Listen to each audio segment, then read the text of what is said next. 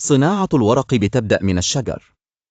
بيقطع الأشجار الكبيرة، خصوصا الأنواع اللي ليافها طويلة زي الصنوبر، وبعد كده يقطع الخشب ده لرقائق صغيرة قوي.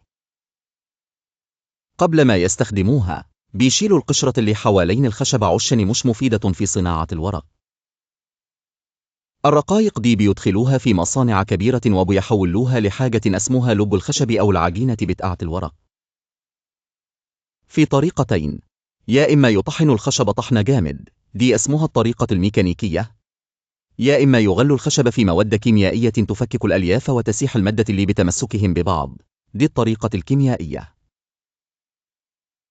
بعد ما يعمل اللب بيغسلوا العجينة دي كويس عشان ينضفوها من أي شوائب أو مواد كيميائية فاضلة فيها، وساعات بيفتحوا لونها بمواد تبييض عشان تطلع بيضا أو فاتحة. بعد كده بيخلطوا اللب ده مع ميه بنسبة كبيرة جدا، يعني الميه أكتر من اللب نفسه، ويصب الخليط ده على شبكة بتتحرك وتهتز. الشبكة دي بتخلي الميه تنزل من تحت وتسيب طبقة رفيعة من الألياف فوق. الطبقة دي بتدخل على بكرات كبيرة وسخنة بتضغطها وتنشفها لحد ما تتحول لورق ناشف تماما.